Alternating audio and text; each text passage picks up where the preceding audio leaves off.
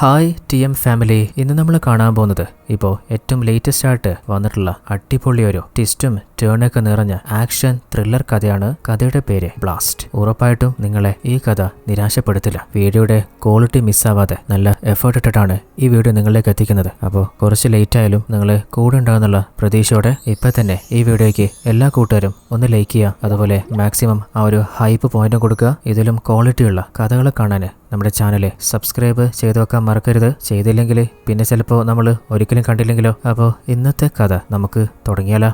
ഈ കഥയുടെ ആരംഭത്തിൽ നമ്മുടെ ഈ കഥയിലെ നായകനായ അർജുന്റെ അനിയനില്ലേ, പ്രാർത്ഥന കഴിഞ്ഞ് തന്റെ ചേട്ടന്റെ ഭാര്യ പ്രീതിയോട് ഏട്ടനിവിടെ കരോട്ടെ ക്ലാസ്സിലുണ്ടാവും. അപ്പോഴാണ് നമ്മുടെ ഹീറോയിലെ തന്റെ സ്റ്റുഡൻസിന് കരോട്ടെ സ്റ്റെപ്പുകൾ പഠിപ്പിച്ചു കൊടുക്കുന്നത് നമ്മൾ കാണുന്നത്. അപ്പോൾ തന്റെ ഏട്ടനോട് മെഡിക്കൽ ഷോപ്പിൽ കുറേയധികം ടാബ്ലറ്റ്സിന്റെ കുറവുണ്ട്, അപ്പോൾ അതൊക്കെ ഞാൻ ലിസ്റ്റാക്കിയിട്ട് വാങ്ങാൻ പോവാ. അതുവരെ കടയുടെ കാര്യം ചേട്ടനൊന്നും നോക്കില്ലേ, പിന്നെന്താ നീ എന്തായാലും പോയിട്ട് വാ. അപ്പോഴാണ് തന്റെ മകള് നീലയില്ലേ, അവള് കരഞ്ഞുകൊണ്ട് ആ റോഷൻ എന്നെ അടിച്ചച്ചാ, ഇപ്രാവശ്യം തെറ്റ് അവന്റെ കയ്യിലാ. അപ്പൊ അച്ഛൻ, മോളെ നിനക്ക് കയ്യില്ലേ, അപ്പോ അവന് തിരിച്ച് രണ്ടെണ്ണം കൊടുത്തിട്ടോ. അപ്പോ കട്ടക്കാലിപ്പില് തിരിച്ചു പോയിട്ട് ഡാ റോഷ. അപ്പൊ അവനാണെങ്കിൽ അല്ല നിനക്ക് കിട്ടിയതൊന്നും പോരെ. അപ്പോ അവള് ദേഷ്യം കടിച്ചു പിടിച്ച് അവനൊറ്റ പഞ്ച്. എന്നാൽ റോഷൻ നീലയെ തള്ളി തെറിപ്പിക്കുകയാണ്. അതിലവളുടെ കൈ മുറിഞ്ഞിട്ടുണ്ട്. ആ ഒരു മുറിവ് കണ്ടപ്പോ അച്ഛൻ അവൾ അരികിലേക്ക് വിളിച്ചിട്ട്, മോളെ നിനക്കൊരു സത്യം അറിയോ, ഇന്നിപ്പോ റോഷൻ നാളെ വേറൊരുത്തൻ, അങ്ങനെ ഓരോരുത്തര് ലൈഫില് കുറുകെ വന്നുകൊണ്ടിരിക്കും. എപ്പോഴും നിന്നെ പ്രൊട്ടക്ട് ചെയ്യാന് അച്ഛനും അമ്മയും നിന്റെ കൂടെ ഉണ്ടാവണമെന്നില്ല, നിന്നെ നീ തന്നെ വേണം പ്രൊട്ടക്ട് ചെയ്യാന്. അപ്പോ അവള് പറയുന്നുണ്ട്,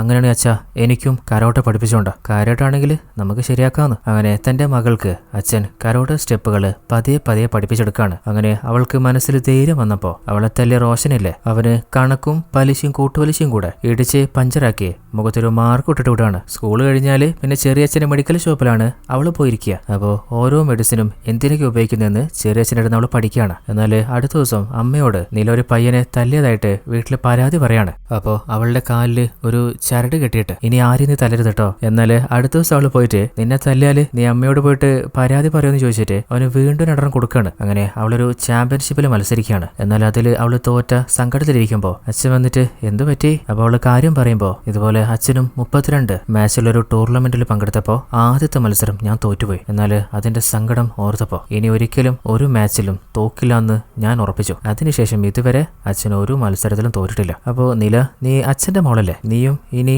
ഒരു മത്സരത്തിലും തോക്കില്ല. അച്ഛൻ പറഞ്ഞ പോലെ തന്നെ അതിന്റെ ശേഷമുള്ള ചാമ്പ്യൻഷിപ്പ് അവള് തന്നെ വിൻ ചെയ്യാണ്. അങ്ങനെ നിലയുടെ ഏറ്റവും ബെസ്റ്റ് ഫ്രണ്ട് ആയിട്ടുള്ള ചെറിയച്ഛനോട്, അല്ല ചെറിയച്ഛ, എനിക്ക് അച്ഛനെ കരോട്ടെ പഠിപ്പിച്ചു തന്നെ. അപ്പോ അച്ഛന് ആരാ കരോട്ടെ പഠിപ്പിച്ചു കൊടുത്തേ? അച്ഛന് മുത്തശ്ശൻ. അച്ഛന്റെ അച്ഛനോ? അല്ല, നിന്റെ അമ്മയുടെ അച്ഛനാ. നിന്റെ അച്ഛൻ ഒരു കഥ പറഞ്ഞില്ലേ, അച്ഛൻ മത്സരിച്ച 34 മത്സരത്തില് ഒരു മത്സരത്തിലെ അച്ഛൻ തോറ്റിട്ടുള്ളൂന്ന്. അത് ആരോട് ഫൈറ്റ് ചെയ്തിട്ടാ തോറ്റെന്നറിയോ? അത് നിന്റെ അമ്മയോടാ. എന്നാല് അത് നമ്മുടെ നിലക്ക് വിശ്വസിക്കാൻ പറ്റുന്നില്ല. എന്നാലും എന്റെ അമ്മയോ, കൊള്ളാല. അതേ സമയത്ത് ഒരു പയ്യനില്ലേ ഹോട്ടലിൽ ഭക്ഷണം വാങ്ങാൻ വന്നപ്പോ കുറച്ച് റൗഡികള് ഒരിക്കൽ ചാരാൻ കാച്ചിയപ്പോ ഒറ്റടുത്ത് ഭാസ്കറിന്റെ മോനല്ലത്. അപ്പോ അവന്റെ മുഖത്ത് 2 പാടിട്ട് വിട്ടാല. അങ്ങനെ ആ പയ്യനെ ഒന്ന് കൊടുത്ത് രണ്ടാമത് കൈ വീശുമ്പോ 6 വന്ന് തടുക്കാണ്. നോക്കുമ്പോ അത് നമ്മുടെ ഹീറോ തന്നെയാണ്. അവന്റെ കൈ പിടിച്ച് തിരിച്ചോടിക്കുമ്പോ, കൈവിട്, നിന്റെ കൈ ഞാൻ വിടണമെങ്കിൽ ഇനി ആ പയ്യൻ പറയണം. അപ്പൊ ഗുണ്ടകളുടെ ഓരോ കൂട്ടാളികള് ഹീറോയ്ക്ക് നേരെ വരുമ്പോ ഓരോരുത്തരെയും ചവിട്ടി തെറിപ്പിച്ച് ബെഞ്ചിന് കാലാക്കുന്നുണ്ട്. അതുപോലെ കൈന്റെയും നട്ടലിന്റെ ഒക്കെ അളവെടുക്കും ചെയ്യാണ്. ഓരോരുത്തന്മാരെ പഞ്ചറാക്കിയിട്ടും അവന്റെ കൈ മാത്രം ഹീറോ വിട്ടിട്ടില്ല. ലാസ്റ്റ് ആ പയ്യൻ പറയുന്നുണ്ട്, പാവല്ലേ, ജീവിച്ചു പോയിക്കോട്ടെ, വിട്ടേക്ക്. അപ്പോ അവന്റെ കൈ വിട്ടിട്ട് അവനെ ചവിട്ടി പറത്തി വിടുകയാണ്. ആ ഒരു ഫൈറ്റ് കണ്ടോണ്ടിരുന്ന നമ്മുടെ ഹീറോയുടെ മകള് നിലയില്ലേ അച്ഛനോട്, സംഭവം സൂപ്പറാട്ടാ. അങ്ങനെ ഫുഡും പാർസൽ വാങ്ങി അവര് തിരിച്ചു പോകുമ്പോ മോള് ചോദിക്കുന്നുണ്ട്, അല്ല അച്ഛാ, ഹോട്ടലിൽ കണ്ട ആ പയ്യനെ അച്ഛൻ അറിയോ? അപ്പൊ ഹീറോ, ഇല്ല മോളെ, എനിക്ക് അറിയില്ല. പിന്നെ അച്ഛന് പരിചയമില്ലാത്ത അവന് വേണ്ടി എന്തിനാ അച്ഛൻ ഫൈറ്റ് ചെയ്തേ? അത് മോളെ, എനിക്കൊരു അനിയത്തി ഉണ്ടായിരുന്നു. അവക്കന്ന് 9-10 വയസ്സേ ഉണ്ടായിരുന്നുള്ളൂ തോന്നുന്നുണ്ട്. അന്ന് അവൾക്ക് ഒരു കഷ്ടം സംഭവിച്ചു. അന്ന് ചുറ്റിലുണ്ടായിരുന്ന ഒരാൾ പോലും അവൾക്ക് വേണ്ടി ഒന്ന് പ്രതികരിച്ചില്ല. ആരെങ്കിലും ഒരുത്തിനെങ്കിലും അന്ന് പ്രതികരിച്ചിരുന്നെങ്കിൽ ഇന്ന് എന്റെ അനിയത്തി എന്റെ കൂടെ ഉണ്ടാവുമായിരുന്നു. എന്റെ അനിയത്തിയുടെ പേരായിരുന്നു നില. ആ പേരാ മോളെ നിനക്ക് ഞാൻ വെച്ചിട്ടില്ലേ. അപ്പോൾ അച്ഛൻ മോളോട് ചോദിക്കുന്നുണ്ട്, മോളെ, എവിടെയെങ്കിലും ഒരു തെറ്റ് നടക്കുമ്പോൾ അതിൽ ബാധിക്കപ്പെട്ടത് നിന്റെ അച്ഛനോ അമ്മയോ ആണെങ്കിൽ നീ എന്ത് ചെയ്യും? ഞാൻ അവരെ ആരെയും വെറുതെ വിടില്ലച്ച. അപ്പൊ അച്ഛനാണെങ്കിൽ, മോളെ, നമ്മൾ പ്രതികരിക്കണമെന്നുണ്ടെങ്കിൽ നമുക്ക് അറിയുന്ന ആളായിരിക്കണമെന്ന് ഒരു നിർബന്ധമില്ല. ആരാണെങ്കിലും സത്യത്തിന് വേണ്ടി നമ്മൾ പ്രതികരിക്കുക. അതാണ് നമ്മളൊക്കെ ജനിച്ചതിന്റെ ഒരർത്ഥം തന്നെ. അങ്ങനെ കാലങ്ങൾ കുറെ കഴിഞ്ഞു. 15 വർഷത്തിന് ശേഷം ഒരു അമ്മയിലെ MLA കാണാൻ പോയിട്ട് അവരെ കാണാൻ പറ്റാതെ തന്റെ വീട്ടിലേക്ക് ബസ്സിൽ തിരിച്ചു പോകുമ്പോൾ ആ MLA തിരിച്ചു വിളിക്കാണ്. എന്തിനാ നിങ്ങൾ വന്നിരുന്ന്? എന്റെ ഭർത്താവ് സൈക്കിൾ റിക്ഷ ഓടിച്ച് കുറച്ചായിട്ട് പൈസ ശേഖരിച്ച് ഒരു സ്ഥലം വാങ്ങിയിരുന്നു. എന്നാലിപ്പോ സുന്ദരത്തിന്റെ ആളുകള് ഒരു കള്ള രേഖ ഉണ്ടാക്കിയിട്ട് ആ സ്ഥലം അവരുടെ കൈക്കലാക്കിയിരിക്കുക. ഇന്ന് രാത്രിക്കുള്ളിലെ ആ സ്ഥലത്തിന്റെ ഒറിജിനൽ പത്രം കൊണ്ടു കൊടുത്തിട്ടില്ലെങ്കിൽ എന്റെ മോളെ അവർ കൊന്നു കളയുന്ന പറയുന്നത്. എന്നാൽ എന്റെ ഭർത്താവ് മരണപ്പെടുന്നതിന് മുമ്പ് ആ സ്ഥലം വിറ്റ് മോളുടെ കല്യാണം നടത്തണമെന്ന അവസാനത്തെ ആഗ്രഹമായിട്ട് എന്നോട് പറഞ്ഞിരുന്നത്. ഇപ്പോ വേറെ വഴിയില്ലാതെ ആ ഒറിജിനൽ പത്രം അവന് കൊടുക്കാൻ ഞാൻ പോയിക്കൊണ്ടിരിക്കുക. സാറേ, നിങ്ങൾക്ക് എന്തെങ്കിലും ചെയ്യാൻ പറ്റുമോ? പോലീസിനോട് പറഞ്ഞു കഴിഞ്ഞാൽ എന്റെ മോളെ അവരെന്തെങ്കിലും ചെയ്യുമെന്ന് വല്ലാതെ പേടിയാവുക. അപ്പോൾ ആ MLA ആണെങ്കിൽ ഇത് ആ സുന്ദരത്തിന്റെ ആളുകളല്ലേ, വേറെ ആരെങ്കിലും ആയിരുന്നെങ്കിൽ ഞാൻ എന്ത് വേണം ചെയ്തു തരായിരുന്നു. ഇപ്പോൾ അവൻ തന്നെ ആ സ്ഥലത്തിന്റെ രേഖ കൊടുത്തു കഴിഞ്ഞാല് പ്രശ്നം ഒത്തുതീർപ്പാക്കാന്ന് പറഞ്ഞിട്ടില്ലേ. അപ്പോൾ അങ്ങനെ തന്നെ ചെയ്തേ. അവര് വെറും വൃത്തിയായിട്ടോമാരാ. അതും പറഞ്ഞ് അയാൾ ഫോണ് കട്ടിയാണ്. അപ്പോഴാണ് അയാൾ വേറെ ആളോട് പറയുന്നത്, ആ സ്ഥലം വിറ്റുകൊടുത്താല് 10% കമ്മീഷൻ തരാന്ന് ഓൾറെഡി സുന്ദരം എനിക്ക് വാക്ക് തന്നിട്ടുണ്ട്. അതുപോലെ അറിയാണ്ട് അതള്ള എന്നെയാണല്ലോ ജാമ്യത്തിന് വിളിച്ചേ. അപ്പോഴാണ് നമ്മൾ കാണുന്നത് ആ അമ്മ ഇരുന്ന സീറ്റിന്റെ പിന്നില് നമ്മുടെ നില ഇരിക്കുന്നുണ്ട്. അമ്മ പറഞ്ഞതൊക്കെ അവള് കേട്ടിട്ടുണ്ട്. അങ്ങനെ ആ അമ്മയിലെ ആ ഒരു വിൽപത്രം സുന്ദരത്തിന്റെ കയ്യിൽ കൊടുക്കുമ്പോൾ അയാളത് വാങ്ങുന്നതിന് മുമ്പ് ഏതോ ഒരുത്തൻ പറന്നെറിച്ച് അയാളുടെ മുമ്പിലെ ടേബിളും പൊളിച്ച് നിലത്ത് വീഴുകയാണ്. അപ്പൊ അയാളാണെങ്കിൽ പുറത്ത് ആരുണ്ട്, പോയി നോക്കടാ. എന്നാലും പുറത്ത് പോയി നോക്കുമ്പോ അവിടെ ആണുങ്ങൾ ആരും കാണുന്നില്ല. പിന്നെ നിന്നെ ആരുടെ തല്ലേ? അപ്പോഴാണ് അവൻ കൈ ചൂണ്ടി കാണിക്കുമ്പോ ആ അമ്മയുടെ പിന്നിലെ നമ്മുടെ ഹീറോയിൻ നീല നിൽക്കുന്നുണ്ട്. അപ്പൊ അത് കണ്ട് ഒരുത്തൻ അവൾക്ക് നേരെ കൈ ഉയർത്തുമ്പോ അവന്റെ കൈ ഒടിച്ച് ഇടിച്ച് പിഴിഞ്ഞ് നിലത്തിടുകയാണ്. അപ്പൊ വേറെ 2 പാഞ്ഞു വരുന്നുണ്ട്. അപ്പൊ അവരുടെ മുഖത്ത് ഇഞ്ചി കുത്തുന്നുണ്ട്. അങ്ങനെ ഓരോരുത്തന്മാർക്കും പൊരിഞ്ഞടി കിട്ടുകയാണ്. എല്ലാരും വീണ് കഴിഞ്ഞപ്പോ അവസാനം സുന്ദരത്തിന്റെ മൂക്കും ഇടിച്ച് പരത്തി ചോര തുപ്പിച്ച് നിലത്തിടുകയാണ്. അവസാനം വീണ്ടും ഒരു പഞ്ച് കൊടുക്കാൻ നോക്കുമ്പോ പേടിച്ച് വരയ്ക്കുമ്പോ അമ്മയുടെ സ്ഥലത്തിന്റെ ഫേക്ക് ഡോക്യുമെന്റ് എവിടെ? അപ്പൊ ഒരു കൂട്ടാളോട് അതെടുത്തിട്ട് വരാൻ പറഞ്ഞിട്ട് അവളുടെ മുമ്പിൽ വെച്ച് തന്നെ അത് കീറി കളിയാണ്. ഇനി മേലില് ഇതുപോലെ പാവങ്ങൾക്ക് ആരുമില്ലാന്ന് കരുതി കുതിര കയറാൻ നോക്കിയാലേ ഇപ്പൊ നിനക്ക് കിട്ടിയ ഈ വേദനയില്ലേ, അത് നീ ഓർക്കണം. അതും പറഞ്ഞ് വീണ്ടും മൂക്കും വായും ചേർത്ത് ഒരു പഞ്ചും കൂടെ. എന്നിട്ട് ആ അമ്മയോട് ഇനി ഇവര് അമ്മ ഒന്നും ചെയ്യില്ല, ധൈര്യമായിട്ട് വീട്ടിൽ പോയിക്കോ. അപ്പൊ ഷോക്കായിട്ട് അമ്മ, അല്ല മോളെ, എനിക്ക് വേണ്ടിയാണോ നീ ഇതൊക്കെ ചെയ്തേ? മോക്ക് അതിന് എന്നെ നേരത്തെ അറിയോ? അപ്പോ അവള് ചിരിച്ചുകൊണ്ട് തന്റെ അച്ഛനെ ഓർത്ത് അവിടുന്ന് തിരിച്ചു പോവാണ്. അടുത്ത സീനിലെ ഒരു റിപ്പോർട്ടറിലെ കുറേയധികം ജോലിക്കാര് ഒരു സ്ഥാപനത്തിലുണ്ടായ അപകടത്തില് മരണപ്പെട്ടതായിട്ടുള്ള വാർത്ത കാണുമ്പോ അതേപോലുള്ള മറ്റ് ചില അപകടങ്ങൾ കൂടി അവൻ കണ്ടെത്തുകയാണ്. അവസാനം ഇതിന്റെ പിന്നിലെ ടെക്സസ് എന്ന ഒരു മിനറൽ കമ്പനിയാണെന്നും നിലവിൽ നടന്നിട്ടുള്ള അപകടങ്ങളൊക്കെ അവർ കരുതിക്കൂട്ടി നടത്തിയിട്ടുള്ള പ്ലാൻഡ് ഓപ്പറേഷൻസ് ആണെന്നും നമ്മുടെ റിപ്പോർട്ടറിന് മനസ്സിലാവാണ്. അങ്ങനെ ആക്സിഡന്റ് സംഭവിച്ചു കഴിയുമ്പോൾ അവിടെ ജനങ്ങൾക്ക് താമസിക്കാൻ പറ്റില്ല എന്ന് അറിയിക്കുമ്പോൾ ആ സ്ഥലമില്ലേ മറ്റൊരു കമ്പനി മൈനിങ്ങിന് വേണ്ടിയിട്ട് ഏറ്റെടുക്കുകയാണ്. അപ്പോൾ കൂടുതൽ റിസർച്ചിന് ശേഷമാണ് മറ്റൊരു കാര്യം കൂടി മനസ്സിലായത്. അതായത് ടെക്സസ് മിനറൽസ് എന്ന ആ കമ്പനിയിലെ അവർക്ക് മൈനിങ്ങിനൊരു സ്ഥലം വേണമെങ്കിൽ ആ സ്ഥലത്ത് ഒരു ആക്സിഡന്റ് ഉണ്ടാക്കി എത്ര ജീവൻ വേണമെങ്കിലും പൊലിക്കാനും ഏതറ്റം വരെ പോവാനും അവർ മടിക്കില്ല. അപ്പോഴാണ് 1000-ഓളം ആളുകളെ ഒരു ഗ്രാമത്തിൽ നിന്ന് കാണാതായ വാർത്ത പുറത്തു വരുന്നത്. അപ്പോഴാണ് ആ ഗ്രാമത്തിലെ എല്ലാ ജനങ്ങളെയും കൊലപ്പെടുത്തി അവരുടെ ഓരോരുത്തരുടെയും തള്ള വിരലുകൾ മുറിച്ചെടുത്തിട്ട്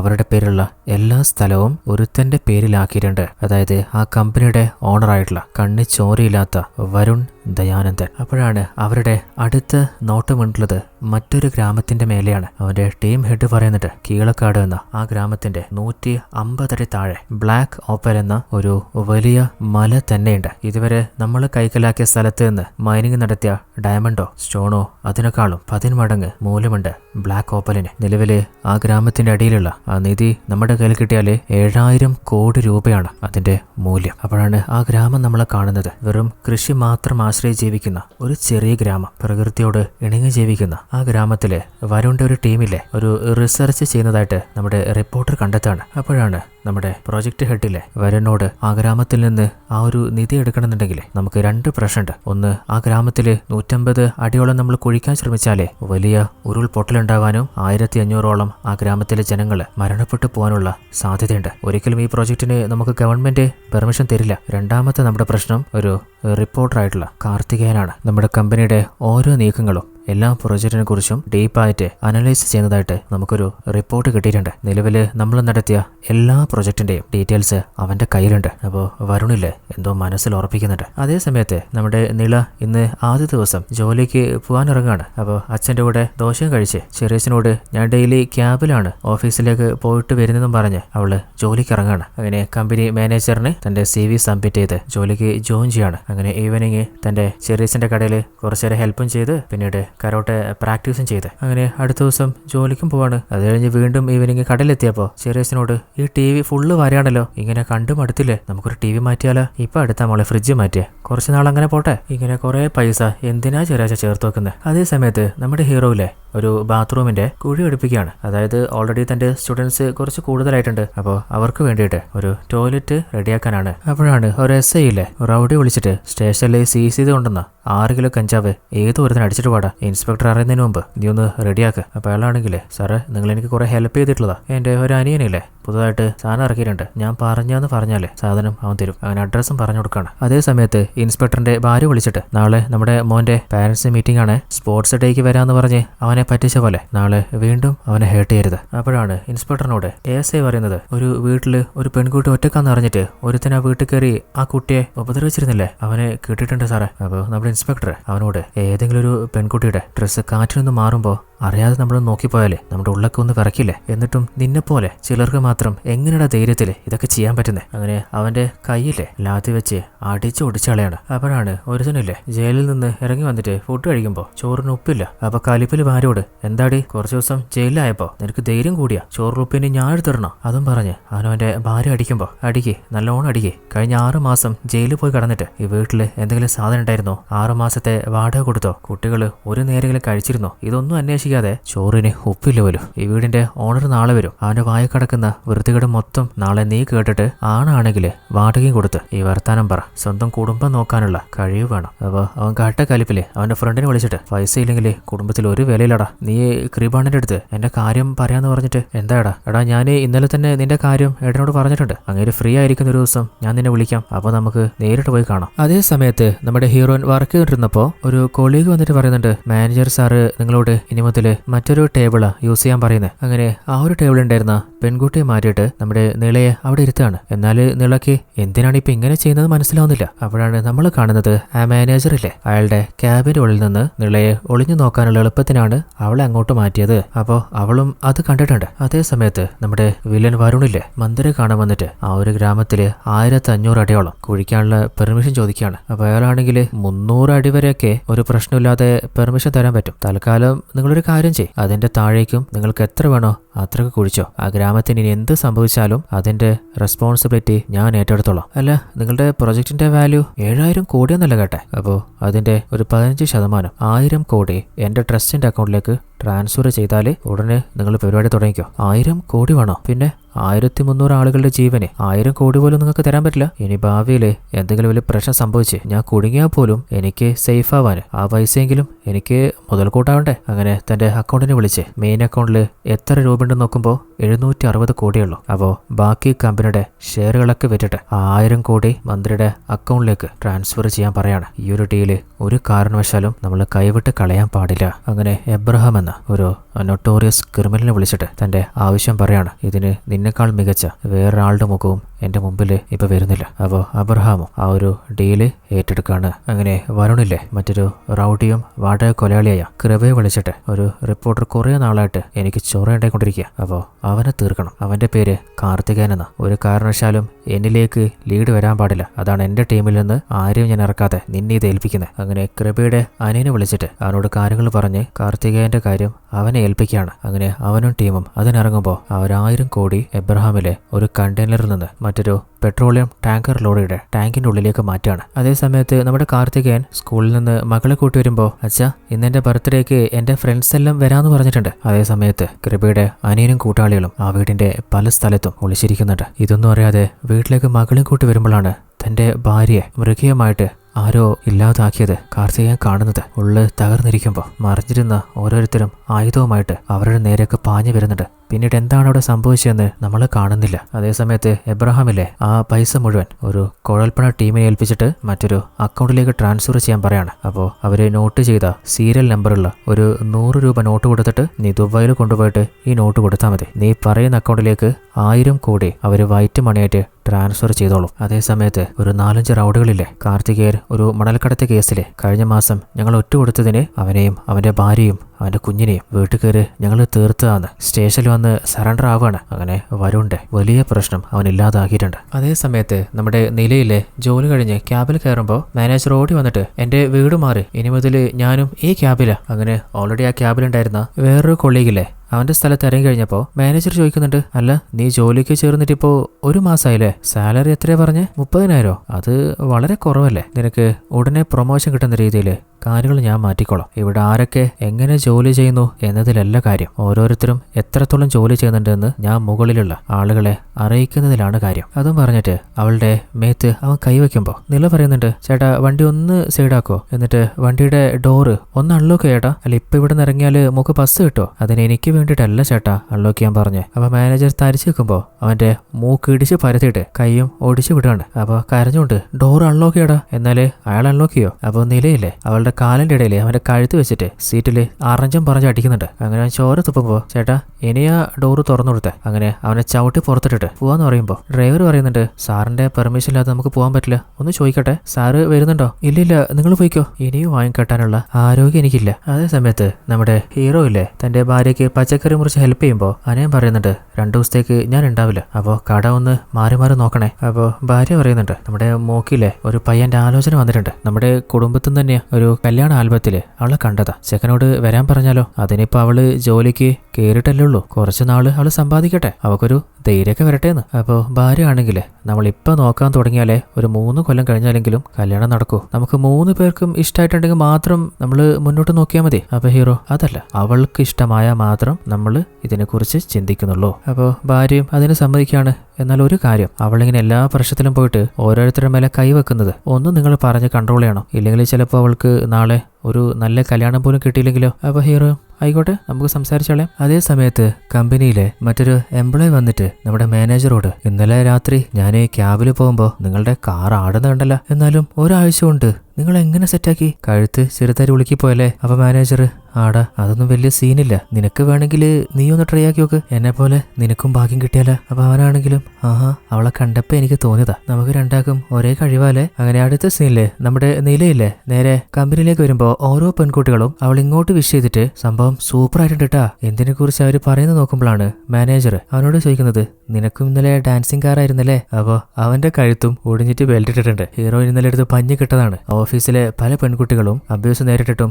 അവർക്ക് പ്രതികരിക്കാൻ പറ്റിയില്ലല്ലോ. അപ്പോൾ അവർക്കൊക്കെ ഒരു രക്ഷകയായിട്ടാണ് ഇപ്പോൾ നില വന്നിട്ടുള്ളത്. അതേ സമയത്ത് രാത്രി SI ബൈക്ക് ചെക്ക് ചെയ്യുമ്പോൾ ഒരു ചെറിയ പയ്യൻ ബർത്ത്ഡേ പാർട്ടിയും കഴിഞ്ഞിട്ട് ചെറുതടിച്ചിട്ട് വന്നിട്ട് പെട്ടുപോവാണ്. അപ്പൊ അവനാണെങ്കിൽ അച്ഛന്റെ സ്കൂട്ടിയാ ഞാൻ പറയാതെ എടുത്തിട്ട് വന്നതൊക്കെ കെഞ്ചി നോക്കുമ്പോൾ അവസാനം ഫൈനും അടപ്പിച്ചിട്ട് അവനോടൊന്ന് വിടുകയാണ്. അപ്പോൾ പിന്നിൽ പോലീസ് വരുന്നുണ്ടോന്ന് അവൻ തിരിഞ്ഞു നോക്കുമ്പോൾ വേറൊരു കാറിന് മുമ്പിലേക്ക് പോവാണ്. അപ്പോൾ ആ കാറിന്റെ കൺട്രോൾ തെറ്റിയിട്ട് ഒരു വലിയ ആക്സിഡന്റിൽ പെടുകയാണ്. പോലീസ് ഓടിയെത്തി ആരാ നോക്കുമ്പോഴാണ് അത് വേറെ ആരുമല്ല, ബ്രൂട്ടൽ കില്ലർ എബ്രഹാമാണ്. എന്നാൽ പോലീസ് എന്ന് മനസ്സിലായിട്ടില്ല, അവന് ശ്വാസം ഉണ്ടെന്ന് മനസ്സിലായപ്പോ ഉടനെ തന്നെ ഹോസ്പിറ്റലിലേക്ക് മാറ്റുകയാണ്. 1000 കോടിയുമായിട്ട് പോയ എബ്രഹാം ഇപ്പൊ ഹോസ്പിറ്റലായത് വരണറിഞ്ഞിട്ട് അവൻ ആരാണെന്ന് പോലീസ് അറിയുന്നതിന് മുൻപ് അവനെ പുറത്തു കൊണ്ടുവരണം. അപ്പൊ ഡോക്ടർ ചെക്ക് ചെയ്യുമ്പോൾ സ്റ്റെയറിംഗ് തലയിലടിച്ചിട്ട് ബോധം പോയെന്നേ ഉള്ളൂ, പ്രത്യേകിച്ച് വേറെ കുഴപ്പമൊന്നുമില്ല. എന്നാൽ അപ്പോഴാണ് ആ ഹോസ്പിറ്റലിലേക്ക് മുഖക്ക് മറിച്ചിട്ട് കുറേയധികം റൗഡികള് ആയുധമായിട്ട് കയറി വരുന്നത്. അവരെ എബ്രഹാമിനെ നോക്കുന്നുണ്ടപ്പോ ASI പറയുന്നുണ്ട്, സാറേ അവര് ഇവനെ കൊല്ലാനാ വന്നെന്ന് തോന്നുന്നു, ഇവനെ തന്നെ നോക്കുന്നുണ്ട്. അപ്പോ പെട്ടെന്ന് ഇൻസ്പെക്ടർ ഗണ്ണ് പുറത്തെടുത്തപ്പോ ആ റൗഡികൾ പറയുന്നുണ്ട്,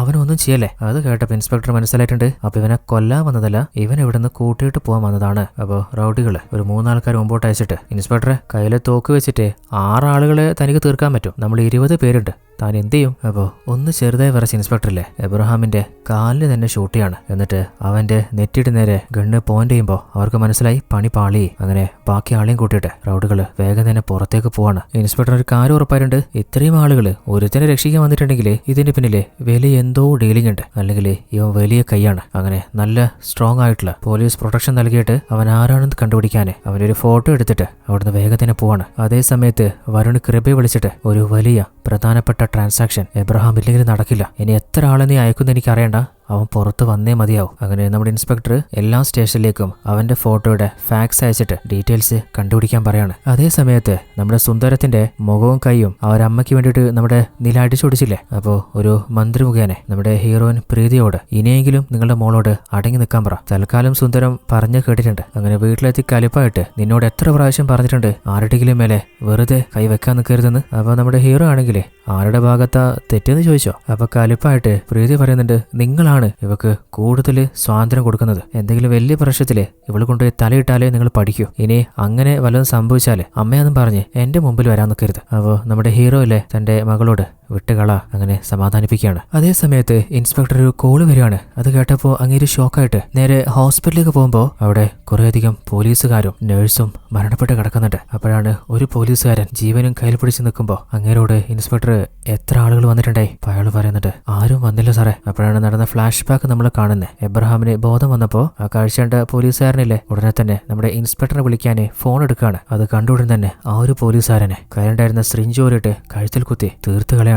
പിന്നീട് ഓരോ സെക്യൂരിറ്റി നിന്ന പോലീസുകാരെയും അവൻ അടിച്ച് പിഴിയുന്നുണ്ട്. അവസാനം അവരുടെ ഗണ്ണെടുത്തിട്ട് പുറത്തു നിന്ന് സെക്യൂരിറ്റി പോലീസുകാരെയും ഷൂട്ട് ചെയ്ത് കൊലപ്പെടുത്താണ്. തടുക്കാൻ ആരൊക്കെ മുമ്പിൽ വരുന്നോ എല്ലാവരെയും തീർത്ത് പുറത്തെത്തിയിട്ട് ബൈക്കിൽ പോകുന്ന ഒരുത്തനെ ഷൂട്ട് ചെയ്ത് താഴെയിട്ട് അവന്റെ ബൈക്ക് എടുത്ത് അവിടുന്ന് നേരെ ക്രെബിയുടെ അരികിലേക്ക് പോവാണ്. എന്നിട്ട് വരുണ് വിളിച്ചിട്ട് 1000 കോടി ദുബായിലേക്ക് ട്രാൻസ്ഫർ ചെയ്തിട്ടുണ്ട്. അത് അക്കൗണ്ടിലേക്ക് ഇടണമെന്നുണ്ടെങ്കിൽ അവർ തന്ന 100 രൂപയുടെ സീരിയൽ നമ്പറുള്ള നോട്ട് കൊണ്ടുപോകണം. അതെന്റെ കയ്യിലുണ്ട്. അപ്പോൾ ദുബായിലേക്ക് പോകാനുള്ള ഒരു പ്രൈവറ്റ് ജെറ്റ് ഉടനെ റെഡിയാക്കുക. അപ്പോൾ അവനും വേഗം തന്നെ സെറ്റായിക്കളെ. അതേ സമയത്ത് അമ്മ നിളയോട് പറയുന്നുണ്ട്, നിനക്ക് അമ്മയോട് ദേഷ്യം തോന്നിയിട്ട് കാര്യമില്ല. അച്ഛന് എപ്പോഴും മോള് സ്ട്രോങ് ആയിരിക്കണം, എല്ലാ സ്ഥലത്തും പ്രതികരിക്കണം എന്നൊക്കെ ആയിരിക്കും. എന്നാൽ എനിക്കെന്റെ മോള് ഒരു പ്രശ്നത്തിലും ചെന്നുപെടാതെ സമാധാനത്തിൽ ജീവിക്കുന്നത് കാണാൻ ആഗ്രഹം. അതിന് നീ നിന്നെ കുറച്ചെങ്കിലും ഒന്ന് മാറ്റേ. ഈ ലോകത്ത് സംസാരിച്ച് മാറ്റാൻ പറ്റാത്ത വിഷയമോ ആളുകളോ ഇല്ല. എനിക്ക് വേണ്ടിയെങ്കിലും നീ ആരോടും ഫൈറ്റ് ചെയ്യല്ലേ. അതേ സമയത്ത് ആ ഒരു റൗഡിയെ കൃപയെ കാണിക്കാന്ന് ഫ്രണ്ട് പറഞ്ഞിരുന്നില്ലേ, ഇവന്റെ പേരാണ് ധന. അപ്പോൾ കൃപയുടെ ടീമിനോട് സംസാരിച്ച്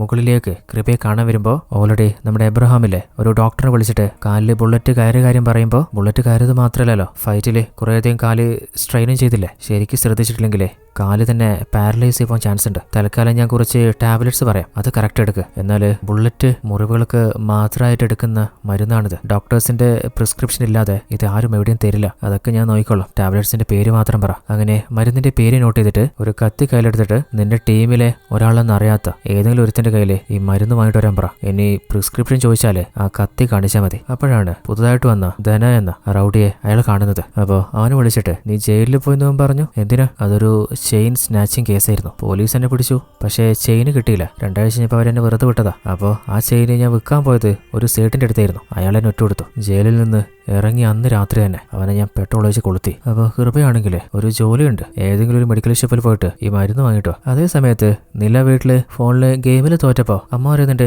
ഞാൻ കടയിൽ പോയിട്ട് അച്ഛനെ കൊണ്ട് വിടാം ഭക്ഷണം കഴിക്കാനേ. അപ്പൊ അവള് ഞാൻ കടയിൽ പോയിക്കോളാം. അതേ സമയത്ത് ധനയോട് ഇനി ആരെങ്കിലും നിന്നോട് പ്രിസ്ക്രിപ്ഷൻ ചോദിച്ചാല് ഈ കത്തി കാണിക്കുക. അങ്ങനെ നില മെഡിക്കൽ ഷോപ്പിലെത്തി അച്ഛനെ വീട്ടിലേക്ക് ഭക്ഷണം കഴിക്കാൻ പറഞ്ഞു വിടാണ്. അപ്പോഴാണ് നമ്മുടെ ധനയിലെ ആ ഒരു മെഡിക്കൽ ഷോപ്പ് കാണുന്നതും അതിൻ്റെ ഉള്ളിലെ നിളയെ കാണുന്നതും. ഒരു പെണ്ണല്ലേ. അപ്പോൾ ആ ഒരു മരുന്നിന് ഷീട്ട് കൊടുക്കുമ്പോൾ ഈ മരുന്ന് പ്രിസ്ക്രിപ്ഷൻ ഇല്ലാതെ തരാൻ പറ്റില്ല. അപ്പൊ അവനാണെങ്കിൽ അതറിയാലോ. അങ്ങനെ കത്തെടുത്ത് മേലെ വെച്ചിട്ട് ഇപ്പൊ തന്നെ പ്രിസ്ക്രിപ്ഷൻ വേണം. അപ്പൊ അവള് കൈ ചുരുട്ടുമ്പോൾ അമ്മ വിളിക്കുകയാണ്. ഉടനെ തന്നെ ആ ഒരു മരുന്നില്ലേ അവളെടുത്ത് കൊടുക്കുകയാണ്. അപ്പോൾ അതിന്റെ പൈസയും കൊടുത്ത് മരുന്നെടുത്ത് പോകുമ്പോഴാണ് നിലയുടെ കഴുത്തിലെ മാല അവൻ നോട്ട് ചെയ്യുന്നത്. അപ്പോൾ ഭാര്യ പറഞ്ഞിരുന്നില്ലേ, നീ ആണാണെങ്കിലേ ആ വാടക കൊടുക്കാനുള്ളവനെ പൈസ കൊടുത്തിട്ട് സംസാരിക്കുന്നത്. അപ്പോൾ അവൻ തിരിച്ചു വന്നിട്ട് മര്യാദക്ക് ആ ചെയിൻ അയക്കടി. അപ്പോൾ അവള് അയക്കാൻ പറ്റൂല. അപ്പോൾ അവൻ കത്തി എടുത്തിട്ട് ധൈര്യം ഉണ്ടെങ്കിൽ നീ ഒന്നുകൂടെ പറ. പറ്റൂലടാ കോപ്പയെന്ന് പറഞ്ഞിട്ട് അവന്റെ കൈ ഒടിച്ച് തലയടിച്ച് പോക്കിയാണ്. അപ്പോൾ അവന്റെ കയ്യിൽ നിന്ന് വീണ ആ കത്തി വീണ്ടും വെച്ചു കൊടുത്തിട്ട് വേണമെങ്കിൽ ഒന്നുകൂടി ശ്രമിച്ചു നോക്ക്. അപ്പോൾ അവൻ കലിപ്പില് ആ കത്തിയായിട്ട് പാഞ്ഞു വരുമ്പോൾ അവന്റെ കൈ തിരിച്ച് ആ കത്തി എടുത്ത് അവന്റെ പുറത്ത് 2-3 കുത്തുവിട്ടിട്ട് ആ കത്തി വീണ്ടും തിരിച്ചു കൊടുക്കുകയാണ്. അപ്പോൾ അവൻ ആ കത്തി എടുക്കാൻ വരുമ്പോൾ അവൻ ഒറ്റയടിക്ക് തെറിപ്പിച്ച് ആ TV അടക്കം പൊട്ടിച്ച് കളയാണ്. അവൾ കുറെ നാളായി ആ TV ഒന്ന് മാറ്റണമെന്ന് കരുതുന്നു. അതേ സമയത്ത് ഇൻസ്പെക്ടറിനോട് ASI അവൻ ആരാന്ന് ഇതുവരെ കണ്ടെത്താൻ പറ്റിയില്ല സാറേ. അവൻ അത്രത്തോളം പോലീസുകാർ ഇല്ലാതാക്കിയിട്ട് രക്ഷപ്പെട്ടിട്ട് അവനെ കണ്ടെത്താൻ പറ്റിയില്ല എന്നാണോ നമ്മള് ഹയർ ഓഫീസേഴ്സിനോട് പറയാൻ പോകുന്നത്? ശരിക്കും ഒന്നുകൂടി സ്ട്രോങ് ആയിട്ട് തരാൻ നോക്ക്. അപ്പോഴാണ് നമ്മുടെ മെഡിക്കൽ ഷോപ്പില് ഫൈറ്റ് നടന്ന കാര്യം ജനങ്ങൾ വിളിച്ച് പോലീസിനെ അറിയിക്കുന്നത്. അപ്പോൾ ഹെഡ് കോൺസ്റ്റബിൾ ഇവന്റെ പേരിൽ FIR ഇടാൻ വേണ്ടി ഞങ്ങൾ കൊണ്ടുപോവാണ്. നിങ്ങളെ വീട്ടിലെ ആരെങ്കിലും കൂട്ടിയിട്ട് സ്റ്റേഷനിലേക്ക് വാ. അങ്ങനെ അവനെ ഹോസ്പിറ്റലിൽ കൊണ്ടുപോയി കയ്യെല്ലാം കെട്ടിച്ചിട്ട് നേരെ സ്റ്റേഷനിൽ കൊണ്ട് നിർത്താണ്. അതേസമയത്ത് അവൻ പോയിട്ട് കുറെ നേരമായിട്ടും മരുന്നും കൊണ്ട് വരുന്ന കാണുന്നില്ലല്ലോ. അവന്റെ ഫോണിലേക്ക് വിളിച്ചു നോക്കുമ്പോൾ ഫോൺ സ്വിച്ച് ഓഫ്. അപ്പോൾ അവനാണെങ്കിൽ ഒരു കോൺസ്റ്റബിളിനോട് സാറേ എനിക്കൊന്ന് ബാത്റൂം പോകണം, ഉള്ളത്തനുണ്ട് പോയിക്കോ. അങ്ങനെ ബാത്റൂമിലേക്ക് പോകുന്ന സമയത്ത് ഒരു പോലീസുകാരന്റെ ഫോൺ ഞോണ്ടിയിട്ട് ഫ്രണ്ടിന്റെ നമ്പറിലേക്ക് വിളിക്കുകയാണ്. അപ്പോൾ കൃപയാണെങ്കിൽ നീ ഇത് എവിടെയാണ് പോയെ? അതൊരു ചെയിൻ സ്നാച്ചിങ് കേസിൽ പെട്ടതാ, ഇപ്പൊ പറ്റിയതാ. അപ്പോൾ കാലിപ്പായ കൃപയാണെങ്കിൽ നിന്നെ അതിനാണോടാ അങ്ങോട്ട് അയച്ചേ? അങ്ങനെയല്ല ഏട്ടാ, നിങ്ങൾ പറഞ്ഞ പോലെ ആ മരുന്ന് ഞാൻ കത്തി കാണിച്ച് വാങ്ങി. അപ്പോൾ അവളുടെ കഴുത്തിലൊരു ചെയിൻ കണ്ടപ്പോൾ ആ കത്തി കാണിച്ച് വീട്ടിലെ ചെലവിന് അതും ചോദിച്ചതാ. അപ്പോൾ പെട്ടെന്ന് തന്നെ അവളിവനെ എടുത്ത് പഞ്ഞി കിട്ടുമെന്ന് പറയാൻ പറ്റില്ലല്ലോ, അവള് അലറി വിളിച്ചതേട്ടാ. അപ്പോൾ ആളുകൾ കൂടി അങ്ങനെ പോലീസ് പിടിച്ചോണ്ടെന്നതാ. വേറെ ഒന്നും അവർക്കറിയില്ല, ഇതുവരെ FIR ഇട്ടിട്ടില്ല. അവളുടെ അച്ഛനെ കൂട്ടിട്ട് വരുന്ന പറഞ്ഞിട്ടുള്ളേ. പിന്നെ ഞാനിപ്പോൾ വിളിക്കുന്നത് ഒരു കോൺസ്റ്റബിളിന്റെ ഫോണെന്നാ, ഇതിലേക്ക് തിരിച്ചു വിളിക്കല്ലേ. അങ്ങനെ ഫോൺ കട്ടയാണ്. അത് കേട്ടപ്പോൾ എബ്രഹാം പറയുന്നുണ്ട് ആ മെഡിക്കൽ ഷോപ്പിലെ പെണ്ണ് സ്റ്റേഷനിൽ പോയിട്ട് ബുള്ളറ്റിന്റെ മുറിവിനുള്ള മരുന്നാണ് അവള് കൊടുത്തെന്ന് പറഞ്ഞാല് പോലീസിന് സംശയം അടിക്കും. അത് എന്നിലേക്കും കൃപ നിന്നിലേക്കും എത്തും. അവന് 2 കിട്ടിയാലേ അവനെല്ലാം പറയും. ഞാൻ നാളെ ദുബായിലേക്ക് പോകും, പിന്നെ നീ മാത്രം ഇവിടെ ഉണ്ടാവുക. 18 പോലീസാ ചത്തിട്ടുള്ളേ. അവരെന്നെ പിടിക്കാൻ എന്തും ചെയ്യും. ഇനിയിപ്പോ പോലീസ് സ്റ്റേഷനിൽ കയറിയിട്ട് പ്രശ്നം ഉണ്ടാക്കാൻ പറ്റില്ല, നമുക്കത് മുട്ടം പണിയാവും. പിന്നെ എന്താ ചെയ്യാ? അപ്പോഴാണ് കൃപയില്ലേ ഡേബി എന്ന ഒരു റൗഡി വിളിച്ചിട്ട് എനിക്കൊരു പെണ്ണിനെ കുറിച്ചുള്ള ഡീറ്റെയിൽസ് വേണം. അപ്പൊ അവനാണെങ്കിൽ ഒരു 10 മിനിറ്റിൽ പറഞ്ഞുതരാം. അങ്ങനെ അവന് പരിചയമുള്ള നിളയുടെ വീടിന്റെ അരികിലുള്ള ഒരുത്തിനെ വിളിച്ചിട്ട് കാര്യം ചോദിക്കുമ്പോൾ അവനൊരു കല്യാണ പരിപാടിയില്ല. ആ ശബ്ദത്തിനിടയിൽ അവളുടെ അച്ഛനൊരു കരോട്ട മാസ്റ്ററാന്ന് പറയുന്നുണ്ട്. എന്നാൽ അവൻ കേൾക്കുന്നത് ഹെഡ് മാസ്റ്റർ ആണെന്നാണ്. അങ്ങനെ നേരെ വീട്ടിലെത്തിയിട്ട് ഒന്ന് ചെക്കൊക്കെ ചെയ്തിട്ട് കൃപ വിളിച്ചു പറയുന്നുണ്ട് ചേട്ടാ ഞാൻ ശരിക്കും അന്വേഷിച്ചു.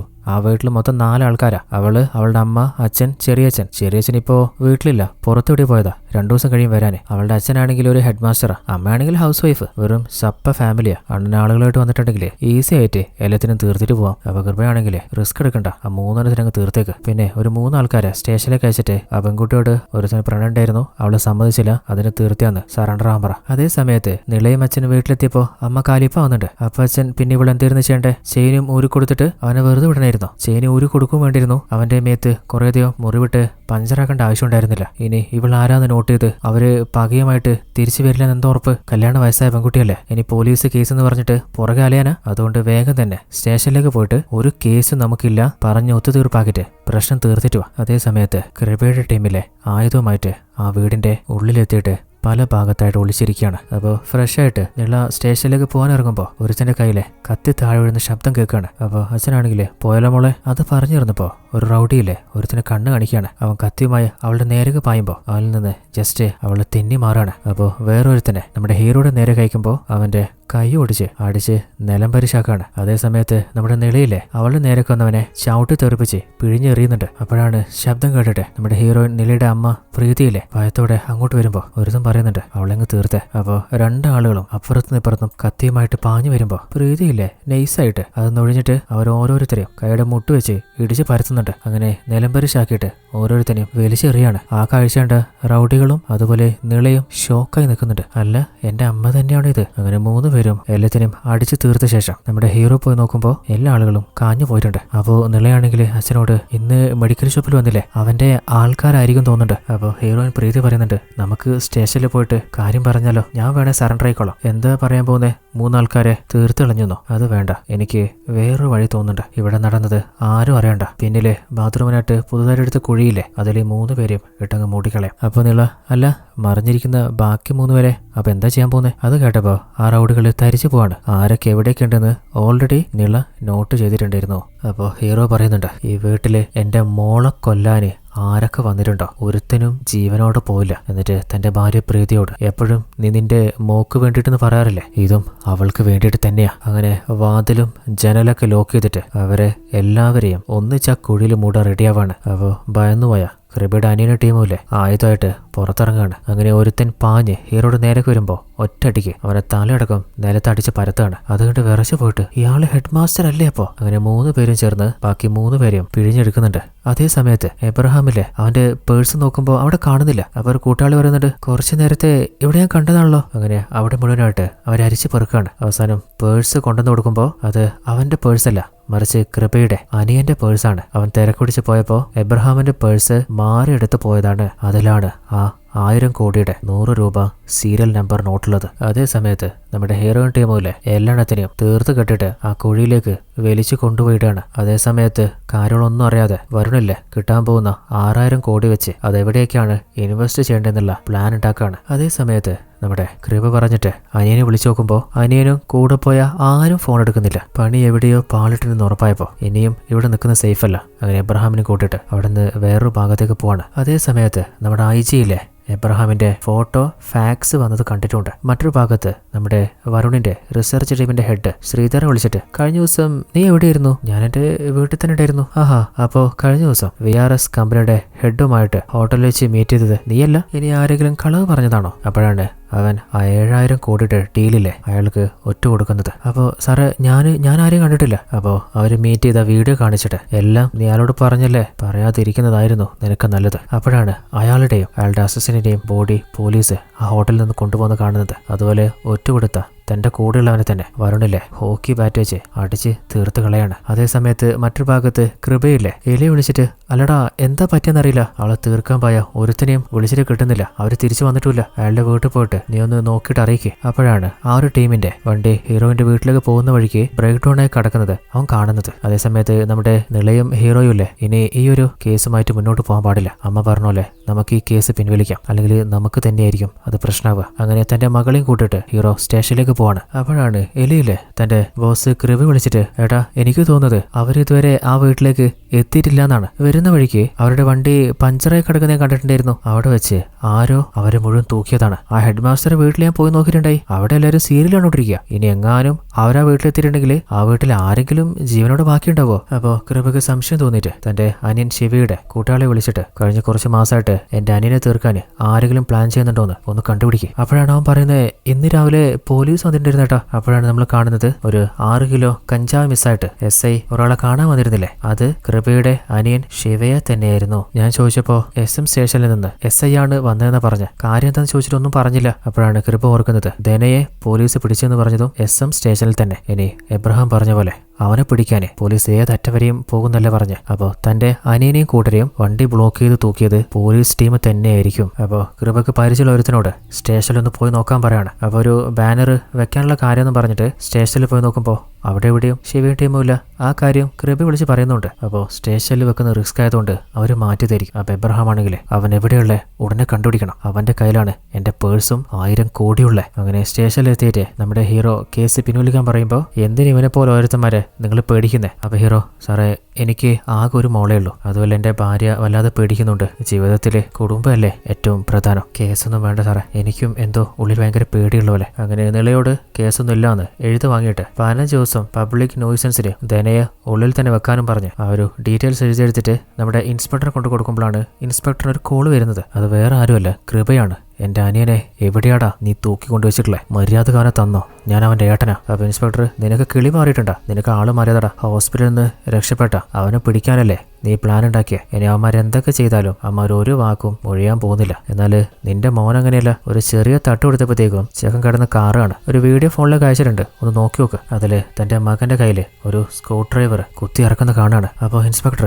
നിനക്ക് ആള് മാറിയതടാ, ഞാൻ നിന്റെ അനിയനൊന്നും തൂക്കിയിട്ടില്ല. നീ കഥ ആരോട് ഇറക്കുന്നേ? നീ സ്റ്റേഷനിൽ പിടിച്ചു വെച്ചിട്ടുള്ള ധനയില്ലേ അവനല്ലേ നിന്നോട് എല്ലാ കാര്യവും പറഞ്ഞ. അടുത്ത 1 മണിക്കൂറിലെ കൂട്ടാളികളും നീ തിരിച്ചു കൊണ്ടു നേപ്പിക്കുക. അതല്ലെങ്കിൽ ആ സ്ക്രൂ ഡ്രൈവർ നിന്റെ മോന്റെയും ഭാര്യയുടെയും തലയിൽ കയറുന്നത് നീ കാണും. മറുത്ത് ഇൻസ്പെക്ടർ എന്തെങ്കിലും പറയുന്നതിന് മുൻപ് ആ ഒരു ഫോണിലെ വണ്ടിയിൽ നിന്ന് കൃപ പുറത്തേക്ക് എറിഞ്ഞ് പൊട്ടിച്ച് കളയാണ്. അവളാണ് ഇൻസ്പെക്ടർ ആ ഒരു ഫയല് കാണുന്നത്. അപ്പൊ അതിലുള്ള ധന അവനെവിടെ? സാറേ പുറത്തുനുണ്ട്. അപ്പൊ ഒരു ലാത്തി എടുത്ത് അവനെ അടിച്ച് പിഴിഞ്ഞിട്ട് കുറച്ചു നേരത്തെ കൃപ വിളിച്ചില്ലേ ആ വോയിസ് കേൾപ്പിച്ച് ഇവൻ ആരാ? കൃപയുണ്ടനാണ്, ഒരു റൗഡിയാ. ഇവന്റെ അനിയന്റെ പേരെന്താ? അവനിപ്പോ എവിടെയുള്ളേ? അപ്പൊ വരച്ചിട്ട് അനിയന്റെ പേര് ശിവ എന്നാ. എന്നാല് ശിവ എവിടെയുള്ളതെന്ന് എനിക്ക് അറിയില്ല. തല തെറിക്കുന്ന ഉറപ്പായിട്ടും അവൻ അറിയില്ലെന്ന് പറയുമ്പോ ഇൻസ്പെക്ടർ ACയോട് പറയുന്നുണ്ട് കൃപയുടെ അനിയൻ ശിവയും കൂടെ ഉണ്ടായിരുന്ന 5 പേരെയും ഏതോ ഒരുത്തും തൂക്കിയിട്ടുണ്ട്. അത് ഞാനാന്ന് കരുതിട്ട് എന്റെ മോനെ അവൻ പിടിച്ചു വെച്ചിരിക്കുക. അപ്പൊ അതൊക്കെ നമ്മുടെ നിളയും ഹീറോയും കേൾക്കുന്നില്ലേ? ഇൻസ്പെക്ടറില്ലേ 2 ടീമിനെ തിരിച്ച് ശിവയെ തേടിപ്പോവാൻ പറയാണ്. അപ്പോ കോൺസ്റ്റബിള് ഹീറോയോടും നിളയോടും ഇവിടെ വേറൊരു പ്രധാന കേസില്ല, നിങ്ങൾ പോയിക്കോ. അതേ സമയത്ത് വരുണില്ലേ എബ്രഹാമിനെ വിളിച്ചിട്ട് പ്രൈവറ്റ് ജെറ്റില്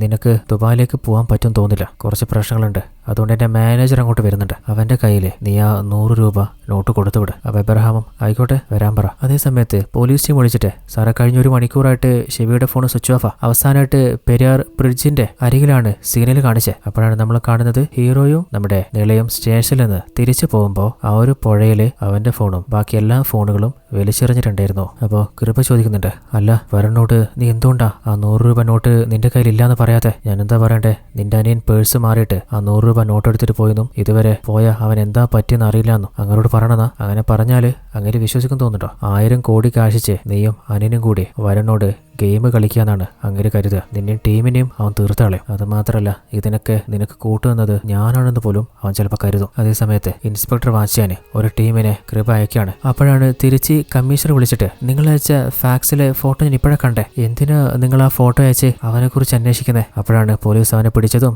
അവൻ രക്ഷപ്പെട്ടതും എല്ലാ ഫ്ലാഷ് ബാക്കും കമ്മീഷണറോട് പറയുന്നത്. അപ്പോൾ ഇൻസ്പെക്ടർ, അല്ല സാറേ നിങ്ങൾക്ക് എങ്ങനെ അവനെ അറിയാം? 8 വർഷം മുമ്പ് ബ്രൂട്ടൽ ക്രിമിനലായ എബ്രഹാമിനെ പിടിക്കാൻ ഒരു ടീം ഫോം ചെയ്തിരുന്നു. അതിൽ ഞാനും ഉണ്ടായി. എന്നാൽ എനിക്ക് ആക്സിഡന്റ് പറ്റിയിട്ടൊന്ന് പോകാൻ പറ്റിയില്ല. അവനൊരു അണ്ടർഗ്രൗണ്ട് കില്ലറാ. എന്തെങ്കിലും പ്രധാനപ്പെട്ട അസൈൻമെന്റ് ഉണ്ടെങ്കിൽ മാത്രമേ പുറത്തിറങ്ങും. അവൻ എല്ലാ കേസും ഒറ്റക്കാ ഡീൽ ചെയ്യാം. ഏത് സമയത്ത് അവൻ എവിടെ ഉണ്ടാവുമെന്ന് കണ്ടെത്താനേ പറ്റില്ല. അവനെ നമ്മുടെ ടീമിന് തന്നെ ട്രേസ് ചെയ്യാൻ പറ്റിയിട്ടില്ല. കാരണം അവനെ കുറച്ചധികം ആളുകൾ മാത്രമേ നേരിട്ട് കണ്ടിട്ട് പോലുള്ളൂ. അവന്റെ പേര് മാത്രമേ പലർക്കും അറിയൂ. അപ്പോൾ അവനില്ലേ കൃപയുടെ കയ്യിൽ നിന്ന് വണ്ടിയുടെ ചാവി വാങ്ങിയിട്ട് നിന്റെ അനിയനെ ഏത് വഴിയാണോ നിനക്ക് കണ്ടുപിടിക്കാൻ പറ്റുക അതിന് നീ ശ്രമിക്കുക. എന്റെ വഴി ഞാനൊന്ന് നോക്കട്ടെ. ആ മാനേജർ വരുന്നതിന് മുൻപ് 100 രൂപ നോട്ട് എന്റെ കയ്യിൽ കിട്ടിയേ മതിയാവും. അപ്പോഴാണ് DGP പറയുന്നത്, കുറേയധികം ഹയർ ഓഫീസേഴ്സും ഉന്നത അധികാരികളും അവൻ കാരണം ഇല്ലാതെയായി. അപ്പോൾ അവൻ എൻകൗണ്ടർ ചെയ്യാൻ വേണ്ടി 16 പേരടങ്ങുന്ന ടീമിനെ അയച്ചതാ. എന്നാൽ ആ ടീമിലെ എല്ലാ ആളുകളും ശവമായിട്ടാണ് അടുത്ത ദിവസം നമ്മൾ കാണുന്നത്. ആ ഒരു സംഭവത്തിന് ശേഷം സ്വന്തം ജീവൻ പോകുന്ന ഭയന്നിട്ട് ആരും തന്നെ അവന്റെ കേസിനെ എടുക്കാനോ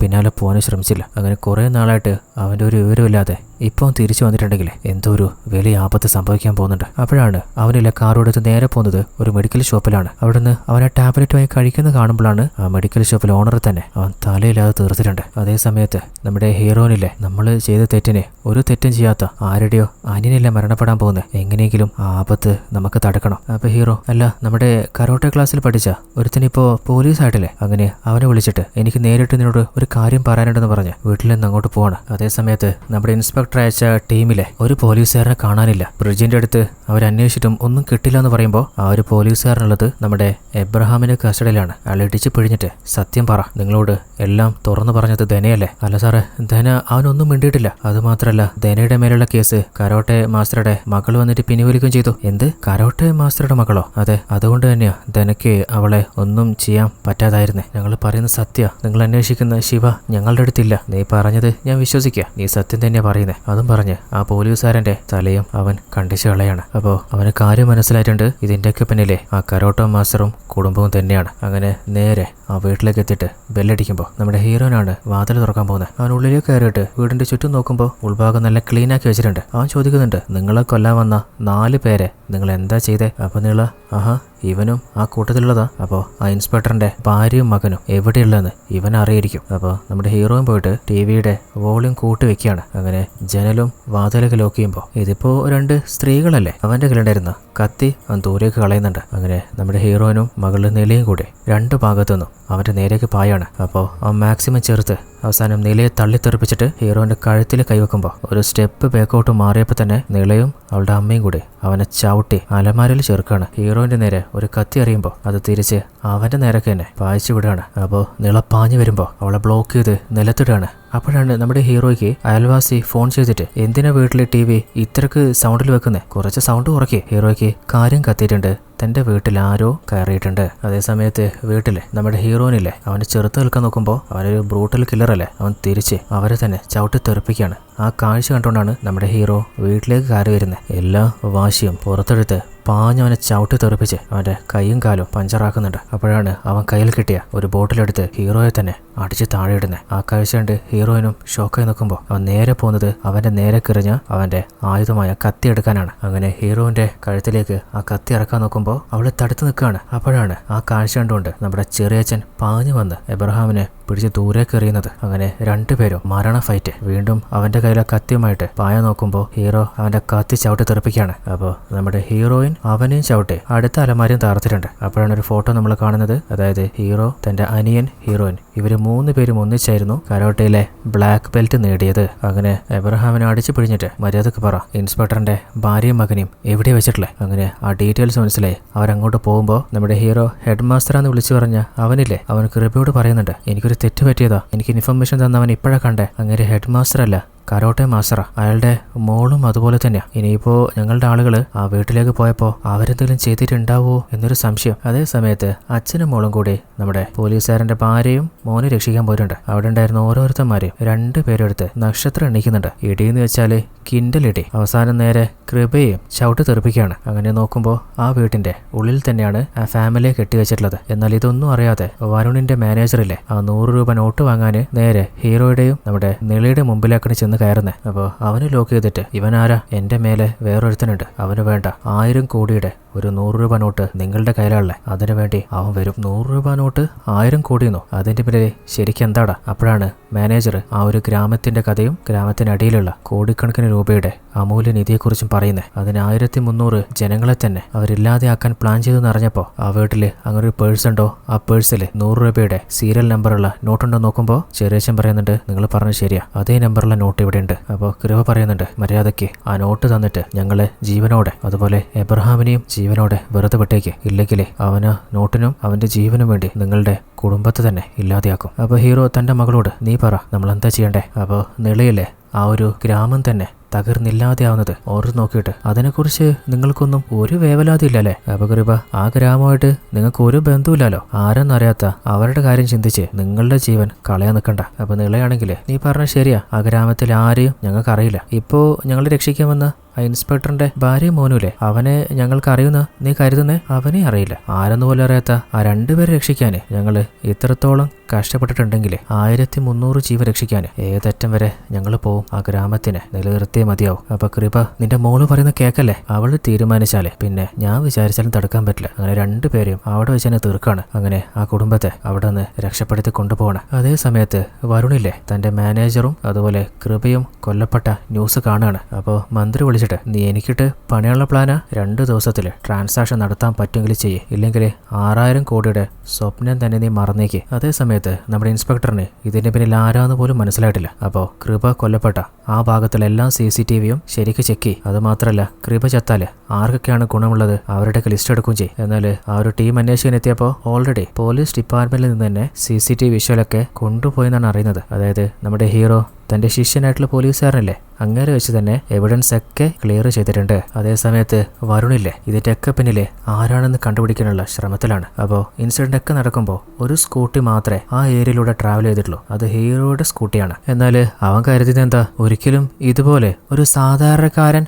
ആവാൻ ചാൻസ് ഇല്ല. അതേ സമയത്ത് ഹീറോ തീരുമാനിക്കുന്നുണ്ട്, ഈ പ്രശ്നമൊക്കെ തേച്ച് മായ്ച്ച് കളയണമെങ്കിൽ ഇനി ഒരുത്തം കൂടി ഇല്ലാതെയാവണം, അതായത് വരുണ് തന്നെ. അപ്പോൾ നമ്മുടെ ചെറിയച്ഛനും ആലോചിച്ചിട്ട് പറയുന്നുണ്ട്, ഏട്ടാ നിങ്ങൾ പറയുന്നതന്നെ ശരി, അവനങ്ങ് തീർക്കാം. അപ്പോൾ ഹീറോയിൻ അതിനു മുമ്പ് ഇവനെ ഈ എബ്രഹാമിനെ എന്താ ചെയ്യാൻ പോകുന്നത്? അങ്ങനെ അവനെ പിടിച്ചലിച്ച് ജീവനോടെ കൈയും കാലം കെട്ടിട്ട് ആ കുഴി കൊണ്ടിടുകയാണ്. അതേ സമയത്ത് കൃപയുടെ എതിരാളികൾ അതുപോലെ വരുണിന്റെ എതിരാളികൾ ഓരോരുത്തരും അവൻ വേട്ടയാടെ തീർത്തുകൊണ്ടിരിക്കുകയാണ്. അപ്പോഴാണ് കൂട്ടത്തിലൊരുത്തൻ പറയുന്നത്, ഞാൻ ചെയ്തിട്ടില്ല, എന്നാൽ ആരാ ചെയ്തത് ഞാൻ കണ്ടിട്ടുണ്ടായി. ഒരു കേസിന്റെ വിഷയമായിട്ട് ഞാനൊരു ബിൽഡിങ്ങിന്റെ അരികിലൂടെ പോകുമ്പോൾ ഒരു ശബ്ദം കേട്ടു. നോക്കിയപ്പോൾ അത് കൃപയുടെ വീട്ടിൽ നിന്നായിരുന്നു. അവരെ ആക്രമിച്ചത് ആരോ ഞാൻ കണ്ടു. എന്നിട്ട് അവൻ നമ്മുടെ ഹീറോയുടെ CCTVയിലെ വിഷ്വല് കാണിച്ചിട്ട് അതിലേക്ക് കൈ ചൂണ്ടാണ്. അത് കേട്ടപ്പോൾ ആ അച്ഛനും മോളും അത് ഓർത്തിട്ട് വരുണില്ലേ അലറിച്ചിരിക്കുന്നുണ്ട്. അതുപോലെ അവൻ പിടിച്ചോണ്ടെന്ന ഓരോ ഗുണ്ടകളെയും ഷൂട്ട് ചെയ്ത് തീർത്ത് കളയാണ്. അങ്ങനെ 100 കണക്കിന് ആളുകളെ ഹീറോയെയും കുടുംബത്തെയും തീർക്കാനായിട്ട് അങ്ങോട്ടേക്ക് വണ്ടിയിൽ അയക്കുകയാണ്. അപ്പോഴാണ് വരുണിന്റെ അക്കൗണ്ടന്റ് ഒന്ന് കാണണമെന്ന് പറയുന്നത്. ഉള്ളിലേക്ക് വരാൻ പറയുമ്പോൾ പിന്നിലെ കത്തിയായിട്ട്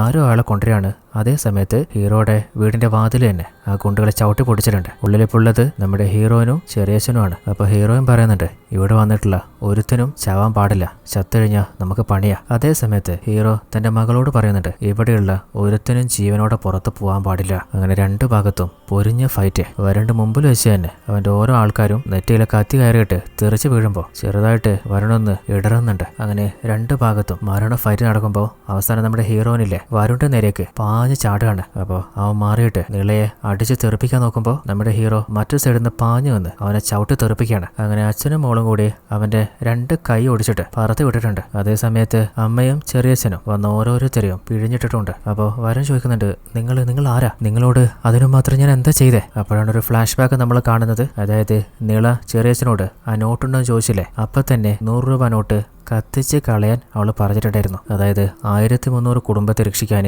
ആ നിമിഷം തന്നെ അവൾ തീരുമാനിച്ചിരുന്നു. അച്ഛൻ പറഞ്ഞു ഓർക്കുന്നുണ്ട്, ആർക്ക് അനീതി നടന്നാലും നമ്മൾ ചോദിക്കണം, എന്നാലേ നമ്മൾ ജനിച്ചതിന് ഒരർത്ഥം ഉണ്ടാവുള്ളൂ. അവസാനം വരുണിനെയും തീർത്ത് കെട്ടാണ്. അവന്റെ 1000 കോടിയും പല മനുഷ്യരുടെ രക്തത്തിൽ തീർത്ത കൊട്ടാരങ്ങളും സ്വപ്നങ്ങളും അവിടെ ഇല്ലാതാവും ചെയ്യാണ്. അതേ സമയത്ത് നമ്മുടെ SI വന്നിട്ട് ഇൻസ്പെക്ടറോട് പറയുന്നുണ്ട്, സാറേ ആ ഭാഗത്തുള്ള എല്ലാ CCTV വിഷ്വലും ചെക്ക് ചെയ്തപ്പോൾ ഒരു കാര്യം മനസ്സിലായിട്ടുണ്ട്. ആ മൈനിങ് കമ്പനിയുടെ ഓണർ വരുണില്ലേ, അവന്റെ ആളുകളാണ് വന്നിട്ട് ഓരോ വിഷ്വൽസും അവിടുന്ന് വാങ്ങിയിട്ട് പോയിട്ടില്ലേ. ഇതിന്റെ പിന്നിലൊക്കെ വരുൺ ആണെന്നാണ് എനിക്ക് തോന്നുന്നത്. കാരണം വരുണിന്റെ മാനേജറെ കൃപയുടെ ആളുകളാണ് കൊലപ്പെടുത്തിയെന്ന് തോന്നുന്നുണ്ട്. അതിന് പ്രതികാരാണ് വരുൺ തീർത്തത്. കൃപയുടെ ആളുകൾ എല്ലാവരെയും അവന്റെ ആളുകൾ വെച്ച് തീർത്തിട്ട് എവിഡൻസ് നശിപ്പിക്കാനാണ് ആ വിഷ്വൽസ് അവിടുന്ന് കൊണ്ടുപോയിട്ടുള്ളത്. അപ്പൊ ഇൻസ്പെക്ടർ, അപ്പോൾ വരുണിനെ കസ്റ്റഡിയിൽ എടുത്താലേ ഇതിന്റെയൊക്കെ ഉത്തരം കിട്ടുമായിരിക്കും. അപ്പോഴാണ് അങ്ങേർക്ക് ഒരു കോള് വരുന്നത്, ആരോ വരുണിനെ കൊലപ്പെടുത്തിയിട്ടുണ്ട്. അങ്ങനെ 3 മാസത്തിന് ശേഷം നമ്മുടെ മെഡിക്കൽ ഷോപ്പിൽ പുതിയ TV വാങ്ങിയിട്ട് ആ TV-യിൽ ന്യൂസ് പറയാണ്. അതായത് പ്രമുഖ ബിസിനസ്സുകാരനായ വരുണിന്റെയും അവന്റെ ആൾക്കാരുടെയും മരണത്തിന് പിന്നിലെ